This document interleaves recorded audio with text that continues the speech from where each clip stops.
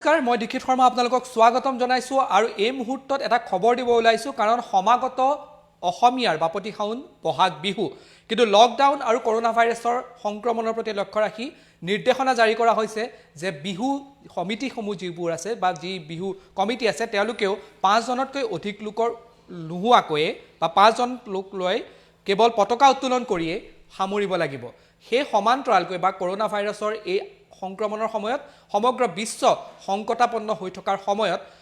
উত্তৰ কমলাবাৰী সত্ৰ মাজুলীৰ উত্তৰ কমলাবাৰী সত্ৰৰ ফালৰ পৰা লোৱা হৈছে এটা সিদ্ধান্ত 400 বছৰীয়া পুৰণি যি পৰম্পৰা আছে সেই পৰম্পৰাক এবাৰ ভংগ বা সেই পৰম্পৰা পালন নকৰাৰ সিদ্ধান্ত লৈছে উত্তৰ কমলাবাৰী সত্ৰৰ ফালৰ পৰা শ্ৰী শ্ৰী উত্তৰ কমলাবাৰী সত্ৰত এবাৰ সাংস্কৃতিক কাৰ্যসূচী নোলোৱাৰ সিদ্ধান্ত গ্ৰহণ কৰিছে বহাগ বিহুত বিগত 400 বছৰ ধৰি ৰঙালী বিহু পালন কৰি থকা হৈছে শ্ৰী শ্ৰী উত্তৰ কমলাবাৰী সত্ৰত কিন্তু এবাৰ কৰোনা ভাইৰাছৰ যি সংক্ৰমণ আছে সেই সংক্ৰমণৰ প্ৰতি লক্ষ্য ৰাখি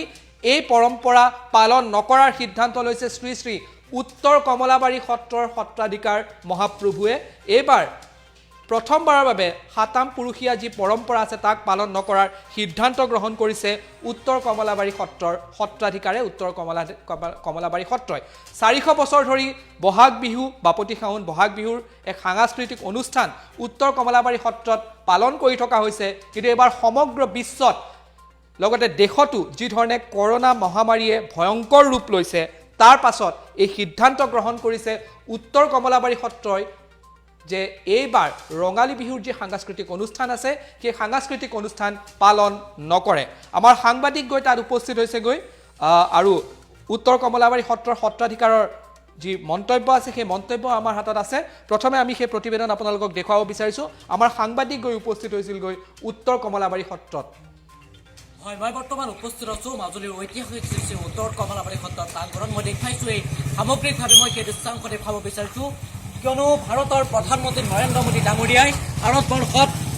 21 দিনৰ বাবে লকডাউন কৰা পৰিলক্ষিত হৈছিল তেনে প্ৰেক্ষাপটত কিন্তু মাজুলীৰ উত্তৰ কমলাবাৰী সত্ৰৰ মূল পুৰণৰে মুহূৰ্তত উপস্থিত আছো মোৰ সৈতে শ্যামলে সেই দৃশ্যাংশ দেখুৱাব বিচাৰিছো মই প্ৰথমে দেখুৱাব বিচাৰিছো এই মুহূৰ্তত উত্তৰ কমলাবাৰী সত্ৰৰ প্ৰাংগণত কিন্তু আজি পৰ্যন্ত কিন্তু বন্ধ হৈ আছে তেওঁলোকৰ যিখন মূল গেট সেই মূল গেটৰ এই মুহূৰ্তত উপস্থিত আছে আৰু ভিতৰ ভাগলৈ যাম কিয়নো সমাগত ৰঙালী বিহু আৰু ৰঙালী বিহু এই বৰ্ষৰ শ্ৰী শ্ৰী উত্তৰ কমলাবাৰী এই সত্ৰৰ 400 বছৰীয়া পৰম্পৰাৰে তেওঁলোকে বিগত বৰ্ষত তেওঁলোকে পাতি থাকে কিন্তু এই বৰ্ষত তেওঁলোকে ম্লান ঘটিব কিয়নো বিশ্ব মহামাৰী চীনৰ পৰা উৎপত্তি হোৱা কৰোনা ভাইৰাছ ৰোধৰ চেষ্টাত ভাৰতৰ প্ৰধানমন্ত্ৰী নৰেন্দ্ৰ মোদী ডাঙৰীয়াই ঘোষণা কৰিছিল ভাৰতবৰ্ষত 21 দিনীয়াকৈ লকডাউন তেনে প্ৰেক্ষাপটত কিন্তু সকলোতে স্তব্ধ হৈ পৰিছে তেনে প্ৰেক্ষাপটত সত্ৰীয়া সংস্কৃতিৰ পৃষ্ঠভূমি মাজুলীৰ এই উত্তৰ কমলাবাৰী সত্ৰৰ প্ৰাংগণতে মুহূৰ্তত মই উপস্থিত আছো মই যদি সামগ্ৰিকভাৱে মই সেই দৃশ্যাংশ দেখুৱাব বিচাৰিছো মই চাৰিহাতী যিমান দূৰ পাওঁ সেই দৃশ্যাংশ দেখুৱাব বিচাৰিছো কিয়নো যিসকল বৈষ্ণৱবৃন্দসকল এতিয়া তেওঁলোকে নিজৰ নিজৰ বহাসমূহতে সোমাই আছে সকলোৱে এতিয়া লকডাউন মানিছে মাজুলীত সকলোতে দেখা গৈছে মাজুলীৰ ৰাজপথতে হওক সত্ৰ অনুষ্ঠানতে হওক সকলোৱে কিন্তু লকডাউন মানিছে কিয়নো ভাৰতৰ প্ৰধানমন্ত্ৰী নৰেন্দ্ৰ মোদী ডাঙৰীয়াই ভাৰতবৰ্ষত 21 দিনীয়াকৈ ভাৰতবৰ্ষত লকডাউন ঘোষণা কৰিছিল তেনে প্ৰেক্ষাপটত কিন্তু মাজুলীৰ সত্ৰ অনুষ্ঠানকে হওক মাজুলীৰ ৰাজপথত কিন্তু এক জনশূন্য পৰিৱেশে বিৰাজ কৰা পৰিলক্ষিত হৈছে মই প্ৰথমে সামগ্ৰিকভাৱে সেই দৃশ্যাংশ দেখুৱাই ল'ব বিচাৰিছোঁ চাৰিহাতীৰ যিমান দূৰ পাওঁ আমি সেই দৃশ্যাংশ আমাৰ কেমেৰাই যিমান দূৰ সক্ষম আমি সেই দৃশ্যাংশ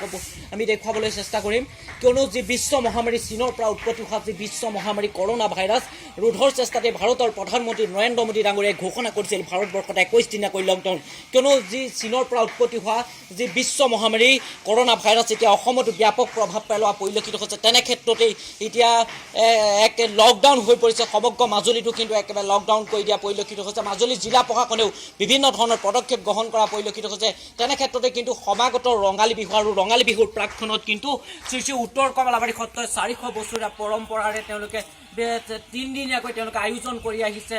হেঁপাহৰ ৰঙালী বিহুটো তেনে ক্ষেত্ৰত কিন্তু এইবাৰ তেওঁলোকে এক ম্লান ঘটিব তেওঁলোকে এই বৰ্ষ তেওঁলোকে কৰোনা ভাইৰাছৰ বাবে তেওঁলোকে এই বৰ্ষ তেওঁলোকে নপতাৰ সিদ্ধান্ত গ্ৰহণ কৰা পৰিলক্ষিত হৈছে মই কথা পাতিব বিচাৰিম মোৰ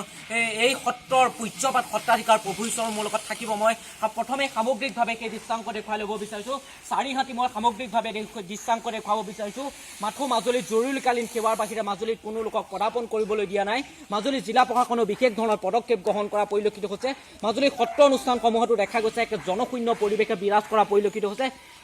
সকলো যিসকল বৈষ্ণৱ সেই বৈষ্ণৱসকলো তেওঁলোকে নিজ নিজ বহাতে তেওঁলোকে সোমাই পৰিছে, তেওঁলোকক কোনো ধৰণৰ কাম কৰা নাই। মই সামগ্ৰিকভাৱে আমাৰ কেমেৰাই যিমান দূৰ সক্ষম হয় আমি চাৰিঘাটৰ প্ৰথমে সেই দৃশ্যাংক দেখুৱাই ল'ব বিচাৰিছোঁ। মাথো বহাসমূহত কোনো লোকক পদাৰ্পণ কৰিবলৈ দিয়া নাই। প্ৰথমে মই প্ৰভু ঈশ্বৰৰ সেই বহালৈ এই মুহূৰ্তত আমি যাব বিচাৰিম, আমি কথা পাতিব বিচাৰিম, কিয়নো মাজত মাথো কেইদিনমান বাকী আছে হেঁপাহৰ ৰঙালী বিহুটিলৈ আৰু এই বৰ্ষৰ 400 বছৰীয়া পৰম্পৰাৰ তেওঁলোকে এই বৰ্ষৰ ম্লান ঘটিব। মই সামগ্ৰিকভাৱে সেই দৃশ্যাংক দেখুৱাই ল'ব বিচাৰিছোঁ। মই কথা পাতিব বিচাৰিম এই উত্তৰ কমলাবাৰী সত্ৰৰ পূজ্যপাত সত্ৰাধিকাৰ প্ৰভু ঈশ্বৰৰ লগত। প্ৰভু ঈশ্বৰ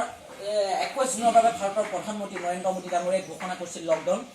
তেনে প্ৰেক্ষাপটত মাজুলীৰ ৰাজপথসমূহতো এক জনশূন্য পৰিৱেশে বিৰাজ কৰিছে। আপোনালোকৰ সত্ৰতো দেখা গৈছে, আনকেইদিনা মানুহ সত্ৰৰ অনুষ্ঠানসমূহত মূল গেট আপোনালোকে এতিয়া বন্ধ কৰি থৈছে। নাম প্ৰসংগ এফালে চলি আছে 1 মিটাৰ দূৰে দূৰে। তেনে ক্ষেত্ৰতে এতিয়া হেঁপাহৰ ৰঙালী বিহুটিলৈ মাজত মাথো কেইদিনমান বাকী আছে। আপোনালোকে 400 বছৰীয়া পৰম্পৰা এইবাৰ ম্লান ঘটিব প্ৰভু ঈশ্বৰ। আচলতে জয়জ্যোতি মই সকলোলৈকে ধন্যবাদ জনাব বিচাৰিছোঁ আৰু আগন্তুক বহাগ বিহুৰ ওলগো জনাইছোঁ। কিন্তু আমি এতিয়া 400 বছৰীয়া এটা পৰম্পৰা, যিটো আমাৰ আচলতে 3দিনীয়াকৈ বহাগ বিহুটো আধ্যাত্মিকভাৱে সাংস্কৃতিকভাৱে আমি পালন কৰাৰ ব্যৱস্থা আছে। এইবাৰ আমি সাংস্কৃতিক কাৰ্যসূচী সম্পূৰ্ণৰূপে বন্ধ কৰি দিছোঁ আৰু কেৱল আমাৰ নৈমিত্তিক যিখিনি নাম প্ৰসংগ আছে সেইখিনিহে এটা নিৰ্দিষ্ট দূৰত্বত, যি চৰকাৰী নিৰ্দিষ্টতা আছে সেইখিনি দূৰত্বৰ মতে আমাৰ কাৰ্যসূচী হ'ব আৰু বাকী সকলো কাৰ্যসূচী। আৰু আমি এই সুযোগতে সকলোলৈকে আহ্বানো জনাইছোঁ যাতে সত্ৰৰ বিহু উপলক্ষ কৰি আমাৰ বিভিন্ন শিষ্য প্ৰশিষ্ট শুভাকাংক্ষীসকলে সত্ৰ দৰ্শন বা ভকত দৰ্শনৰ কাৰণে আহে। কিন্তু এইবাৰ মই ভাবিছোঁ আমি সকলোকে আহ্বান জনাইছোঁ তালৈ নিজৰ নিজৰ ঘৰতেই থাকি সত্ৰৰ প্ৰতি শ্ৰদ্ধা জনক, আমিও তেখেতসকলৰ প্ৰতি আশীৰ্বাদ প্ৰদান কৰিছোঁ। আৰু বিশেষকৈ এই লকডাউনৰ সময়ত যাতে সকলোৱে যাতে বিহুৰ ঘৰতে পালন কৰক আৰু লকডাউনৰ গোটেই কাৰ্যসূচী তেওঁলোকে সকলোৱে নিয়ম কানুন মানি চলক, তাৰ প্ৰতি মই আহ্বান জনাম। আৰু এই সুযোগতে যিখিনি বিশেষ সেৱাত জড়িত থকা সকলোলৈকে মই শুভাশীৰ্বাদ প্ৰদান কৰিছোঁ। ভাৰত চৰকাৰৰ প্ৰধানমন্ত্ৰীকে প্ৰমুখ্য কৰি আমাৰ অসমৰ মুখ্যমন্ত্ৰী, স্বাস্থ্যমন্ত্ৰী তেখেতসকললৈ আমি শ্ৰদ্ধা নিবেদন কৰিছোঁ। এই সমগ্ৰ কাৰ্যসূচীত তেখেতসকলে যে আৰু উদ্যমে ৰাইজৰ সেৱা কৰিব পাৰে তাৰ বাবে। নিশ্চয়কৈ, কিন্তু যি 400 বছৰীয়া পৰম্পৰা তেওঁলোকে এইবাৰ ম্লান ঘটিব আৰু 3 দিনীয়াকৈ তেওঁলোকে প্ৰভু ঈশ্বৰ কৈছে 3 দিনীয়াকৈ তেওঁলোকে আয়োজন কৰি আহিছে। বিগত 400 বছৰে তেওঁলোকে আয়োজন কৰি আহিছে, কিয়নো এই বৰ্ষৰ যি বিশ্ব মহামাৰী চীনৰ পৰা উৎপত্তি হোৱা যি কৰোণা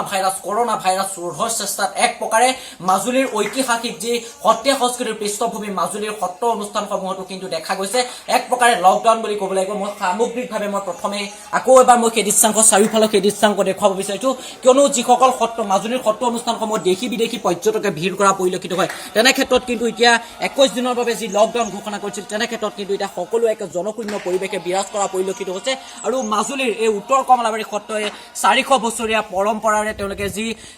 হেঁপাহৰ যি ৰঙালী বিহু, সেই ৰঙালী বিহু তেওঁলোকে বিগত বৰ্ষৰ তেওঁলোকে উদযাপন কৰি আহিছে। কিন্তু এই বৰ্ষৰ কিন্তু তেওঁলোকে এক ম্লান